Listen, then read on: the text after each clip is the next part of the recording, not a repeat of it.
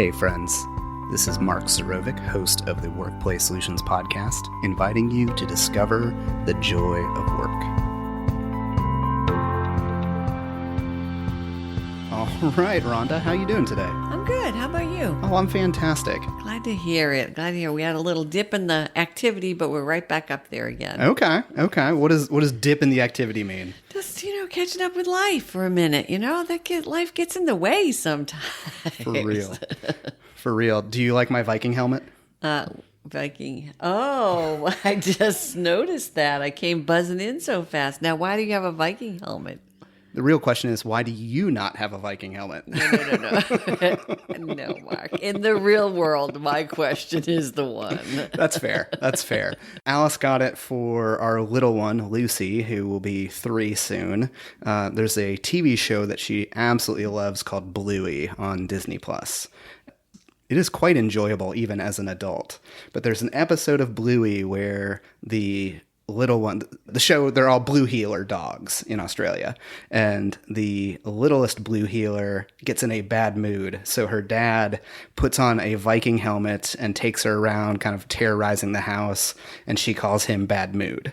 And so Lucy just loves it, and we got the Viking helmet so we can play Bad Mood. I love that. And what we didn't expect was that we went to a Barry College Vikings game, and the mascot was there with his horns, and it has the Viking helmet on all of the football players' helmets, and she keeps going, Bad Mood, Bad Mood. I love that. Where's Bad Mood? And it's like, oh. That, like job, on the cartoon. Lucy. Yeah, so she put it together. It took us a minute. I love it. All right, so Rhonda, we are in episode 5. What are we doing today? We are doing What Do Facilitators Do? That's a big question for today. And as we talk about some of that, something to remember is the purpose of this podcast isn't just for professional facilitators. It's also how can I apply these attitudes and behaviors that facilitators do into my role, whatever that is in leading people. But before we jump into that, let's do an icebreaker question. And I don't know what that is. You don't. I love it. So our icebreaker question for today is, complete this sentence. Blank is never a waste of my time, and blank is always a waste of my time. An answer for you, not necessarily for society. So sleep is never a waste of my time, although I don't do a lot of it. And sitting in front of the TV is always a waste of my time, unless it's something that's better than something that I usually watch, which really speaks to I'm not watching anything good, okay? I think for me, I'm going to answer that, and it's not fair because I had time to think about it because I knew what question I was going to ask. I would say hugging my girls, all 3 of them, so my wife and my daughters, is never a waste of my time. I cannot do that enough. And always a waste of my time is kind of that second hour of Facebook. So, whenever you've actually figured out everything you needed to know, however long that takes you, I hope it's not an hour, but that second time where you've stopped really looking for something or trying to update, and you're just like, I wonder what's down lower. Yeah. And what's down lower, and what's down lower, and what's down lower, and feeding and feeding and feeding and feeding. That's a good one. Yeah. That's a very good one. one. So it's not the social media itself. It's that time where it switches from, that was informative, to I am just brain dead scrolling. Yes. That's kind of like the TV thing. It really does get to the brain dead. Like, why are you still here? You need to be doing something else. Yeah. At least we have that off button, though. That's a good thing. Acknowledgement is part of the deal. There you go. Because we care about owning our stuff, we need to handle corrections from time to time. And in the previous episode, we incorrectly identified that Tom Brady plays for the New England Patriots. Tom Brady used to play for the Patriots and currently plays for the Buccaneers. My hometown, the Buccaneers. I love that. All right, Rhonda, why don't you ask our main question one more time? What do facilitators do? I created a blog post on the Workplace Solutions website. The behaviors and the thoughts and beliefs and attitudes that encompass a good facilitator. So someone who is practicing the art and science well. I'd take things off that list that had nothing to do with general facilitation and had everything to do with challenge course or some hard skills. So you won't see rescue someone at height. So that's not really the conversation we're having right now. It's more those interpersonal skills, those soft skills, that the art and science of facilitation and working with a group of people.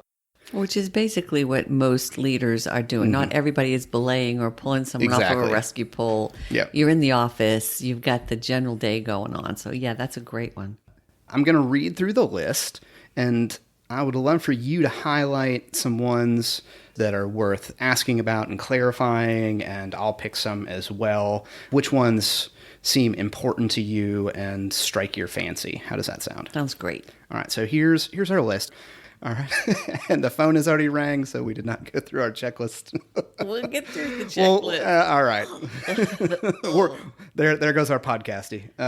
No. We still win. We still win. All right. So a good facilitator is always assessing the group, is always managing risk, makes sure that people are heard, maintains ground rules, is accountable for physical and emotional safety, keeps goals and outcomes of the group front and center, is comfortable with silence, is comfortable with failure, varies facilitation techniques, uses reflection or processing tools and activities, maintains the meeting or event agenda, allows for individual expression, has to balance the needs of the group and the needs of the individual, is good with logistics, is attentive to personal and self-care, understands human nature, understands change management, understands experiential learning and learning theory, doesn't have all the answers, is not the center of attention,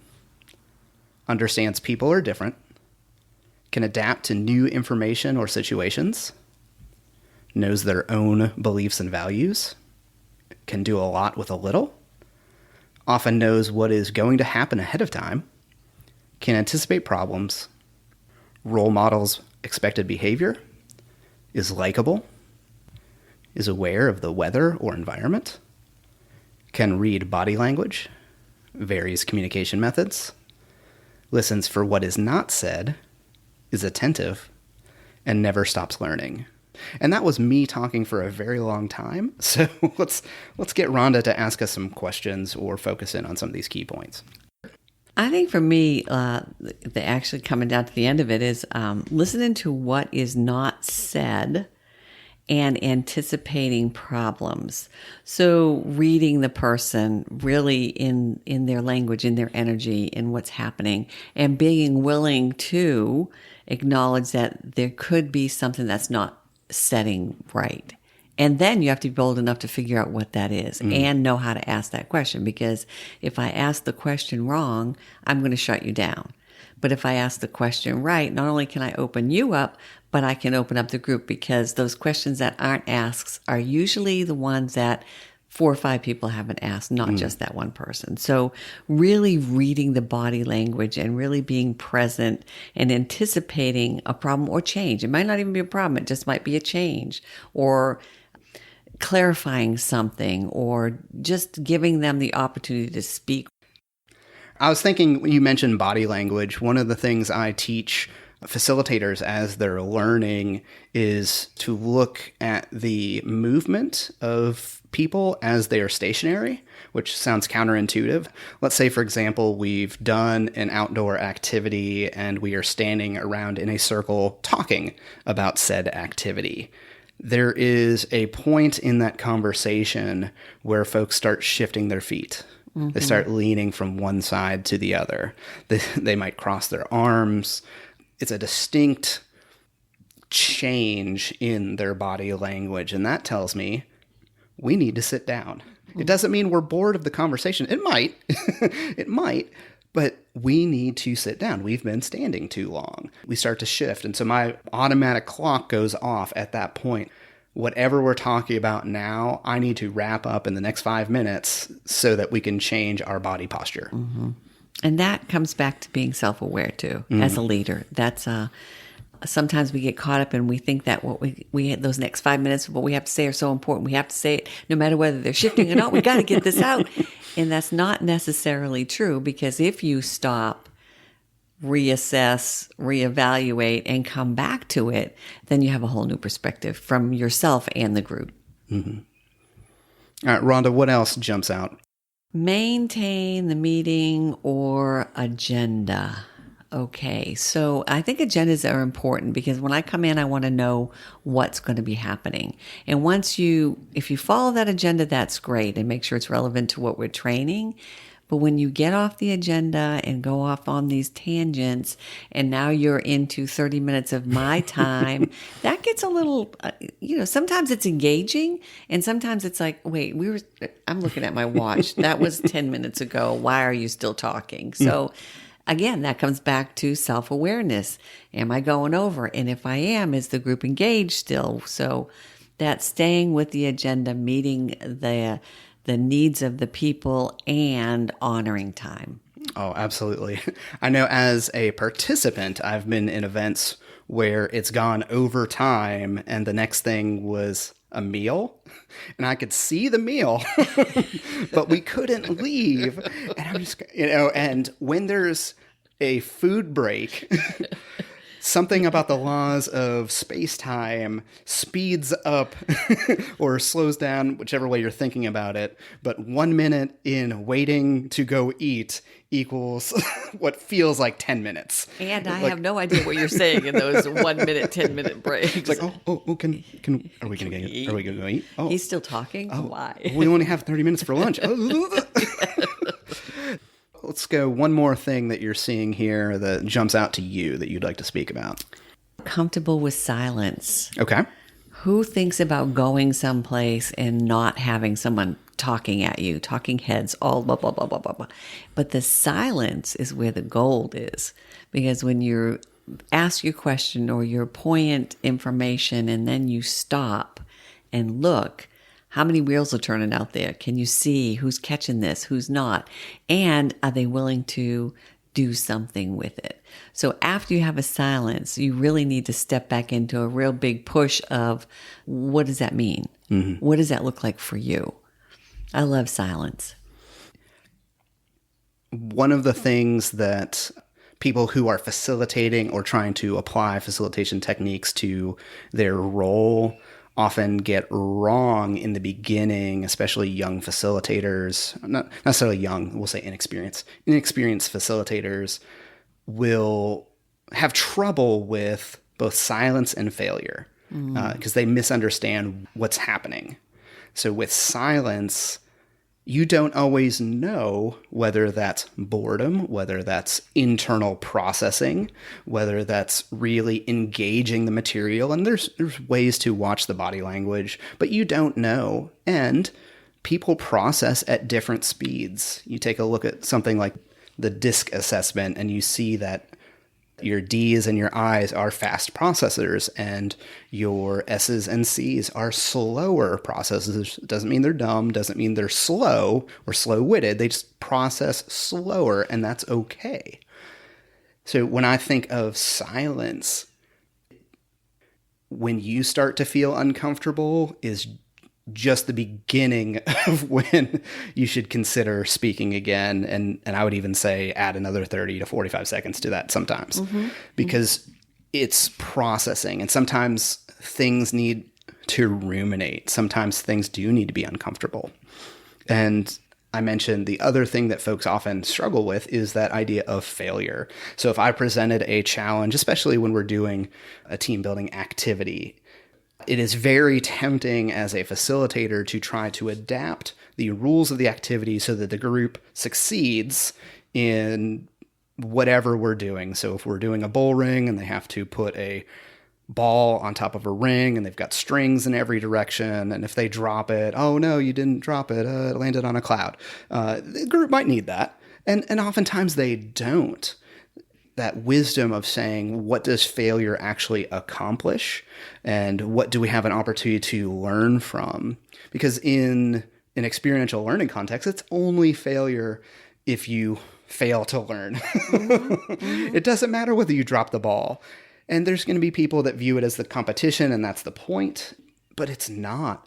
No one came here to balance a ball on a ring with a bunch of strings. That's not why your group is having this event.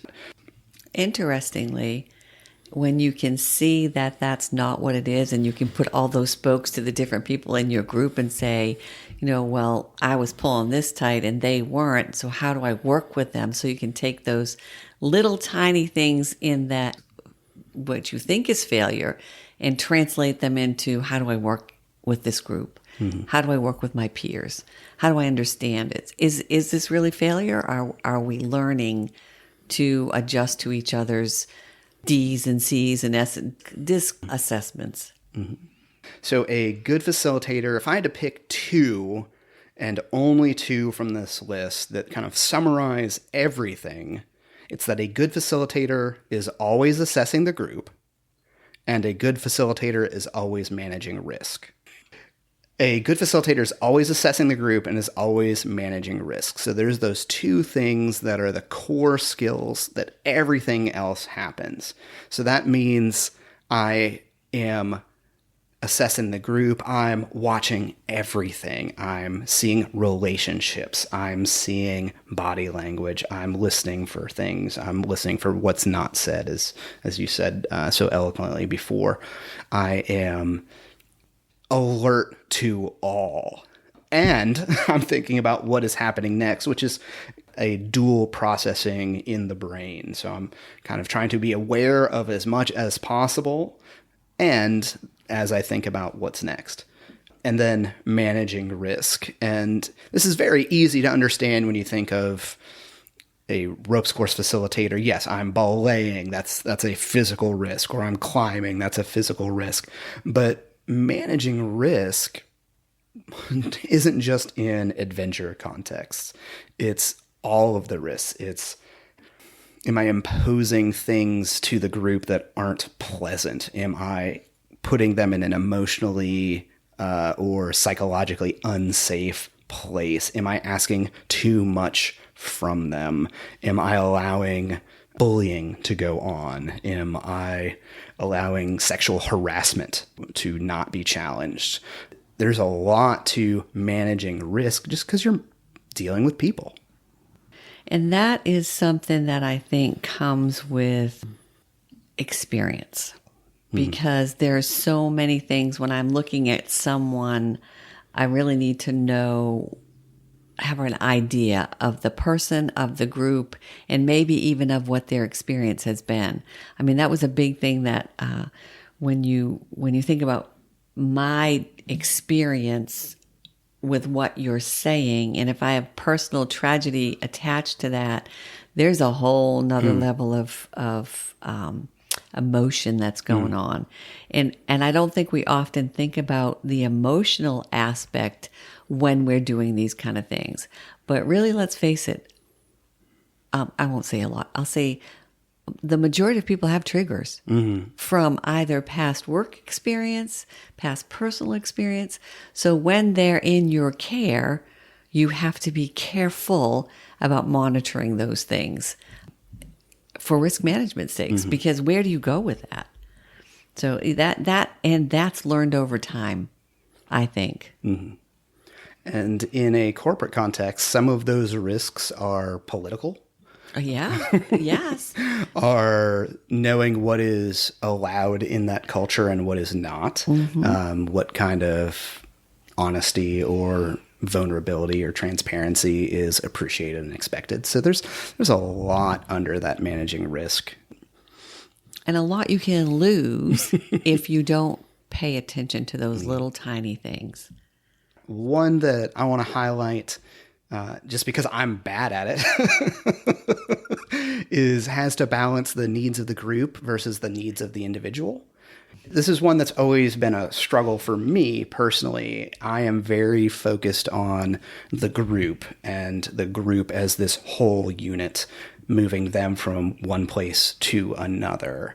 And I think of my friend Shannon, who has facilitated for even longer than I have, and she's fantastic. She is hyper focused on the individuals. So if there's an individual with an issue or an individual with a problem, she'll shut everything down so that that person can have the attention and the voice and the time to be cared for. And I love that about Shannon. And it's not what my mind naturally thinks of. Mm-hmm. We're trying to learn this technique, or we're trying to understand this principle, or we're trying to discover this, what's really going on or how to fix a problem. And so my mind is on, okay, yeah, let's get the 99 across the finish line. that sheep that's over there. Welcome back. Leave them. Because we got goals. Okay, settle down. Yeah. We're not leaving any sheep. Yeah, no. And I don't mean sheep in a negative way. No, it's from a parable. And I think that is related to that understanding yourself and how you're wired. So years ago, I took the StrengthsFinder profile and realized that my 33rd best strength was includer, and my 34th best strength was harmony. There are 34 total. But you have something to work with Yeah. now. So it meant I don't care if you're on the bus, and I don't care if you're getting along, because belief was number one, and we're moving forward. Which is why I'm thankful for folks who are warm and caring and can see that individual who needs something that the group doesn't. And that is a skill that I bumble through, but really appreciate in others. And that's an important skill too, because that's a balance. Mm-hmm. It's kind of like life. Do you take the 1 against the 99? I mean, how do you make all that work?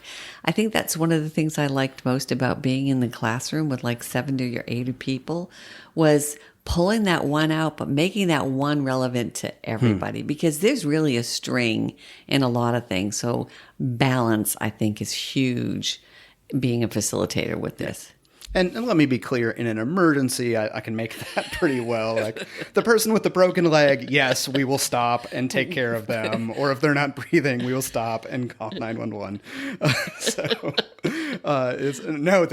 Sorry, we've got a zip line to go down. You're going to have to breathe at another time. Bring your leg with you. Oh, that's ridiculous. So what are some ones that might not be as clear on this list? How about keeps the goals and outcomes of the group front and center? And then how do you stay on track? Yep. If you go back to one of our earlier episodes when we talked about doing needs assessment and understanding what is the outcome and the goals that the groups are trying to achieve, that needs to be clear. It needs to be communicated to the group. It's the big picture. It's remembering, why did they come to this event? Why did they come? That's the most important thing. Yes, and making sure that we come back with the same number of people. And their limbs. And their limbs. But at the end of the day, what is the big idea? Why are we here? Because it's very easy to get distracted and say, hey, let's go down that rabbit hole. Let's go do this. Let's spend 2 hours on this random thing. Especially in facilitating meetings, that comes so important. If you've ever used a parking lot, that's a technique in a meeting where that's a great question or a great aside that's not part of the conversation now. Let's write that down. Let's not forget it. Let's review the parking lot and assign those tasks at the end of the meeting. But at the end of the day, those parking lot items that have nothing to do with the purpose of your meeting need to not be worked on in the meeting. So the same thing goes when you're having a catalytic event you're talking about. Agreed. Yeah, great explanation there. Logistics is good with logistics. What does that actually mean? So logistics in this context is understanding things about human behavior, how long things take, what is the path to get from one place to another, those details that don't seem to matter until they're everything. Here's a pro tip for folks that are planning events. If you are doing a 9 to noon or 9 to 5, your first break actually comes earlier than the midpoint, because in the morning, people drink a lot of coffee. And they need to go to the bathroom after about an hour. And this is obviously adults. If you have 6th graders with a bunch of Starbucks, then adjust as needed. But that first break is 10, maybe 10:15 at the latest, because otherwise folks will just start walking out, going to the restroom on their own because they need to. They need to take care of them. Where in the afternoon, after lunch, you can have a greater time period before your first break. It's understanding things like that about how people operate. People need to have downtime. And if you think back to your time in high school when you had maybe 3 minutes between classes or 5 minutes between class, depending how big your school was, imagine trying to get everything out of your locker and and use the restroom and make it to the next. And it was always stressful. It was always stressful. That doesn't go away just because we're adults.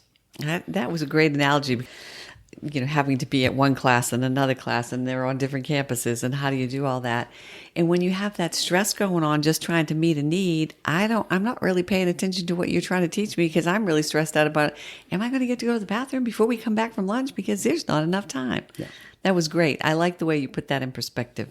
Here's one other freebie on logistics. Let's say you have handouts. If you try to hand out your handouts, whatever they are, while you are giving instructions, you have lost everyone.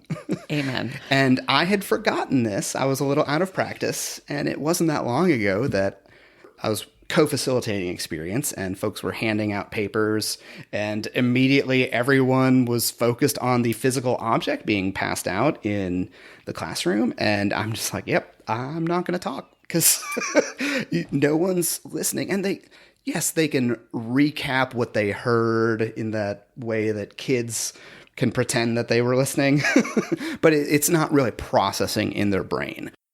We go back to that silence. So stop talking, be quiet, pass it out. But the last one I'm going to cover in this episode is Vary's communication methods. There's a lot of different ways to communicate, and sometimes people just get tired of hearing your voice, which is ironic because we're 34 minutes into our podcast. So maybe we shouldn't have covered this one. But one of the things I'll do is find different ways to communicate. One of my favorites is if I'm leading an experiential activity as part of a training or part of an event, is I'll put some of the instructions on individual cards, and often they're laminated, and hand them out to each person in the group. So there might be 12 different instructions, and each person has one instruction on their card. And they have to talk to each other to discover even what are we doing right now? Because all of the rules that I would normally verbally share or have up in a PowerPoint are now on those cards. I don't have to say anything. And all of a sudden, they're now listening to each other.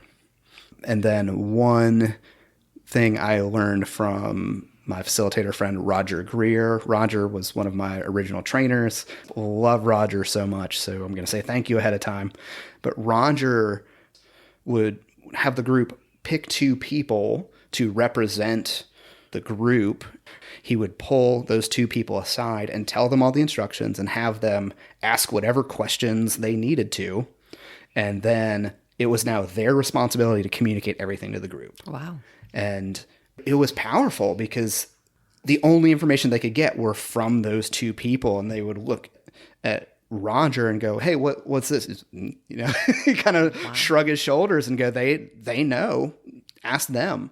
And it really changed the dynamic. And it's not something you would do every single time, but it was a way of varying the voices. So people didn't even need expertise to do that. And what I found interesting was, as I've applied that same technique to a lot of activities, there are times when the participants explain what we're doing better than I did. And I'm like, I'm going to remember that, because they were way more clear and concise and compelling in how they described the rules or the outcome of what we're trying to do. And maybe they're just better speakers. Or maybe they have a different eyes on it. Different too. eyes on it. And it changes the dynamic. Those are two techniques that good facilitators or people using good facilitation skill can use in order to change the communication model. And that's two of many. Nice. I like that one. I do like that other voice in there. That's great. And I also like the instructions on the paper too, because that gives more people with a voice and a different perception of everything. So I like that. Great answer there. This isn't the end of this conversation. We want folks to engage with us. We know that there are things that are missing from this list or things that need to be prioritized. So you can email me at mark@workplacesolutions.com and continue this conversation because we want to grow it. I think we're going to call it there for episode 5. Thank you for joining us. I think that was a great episode.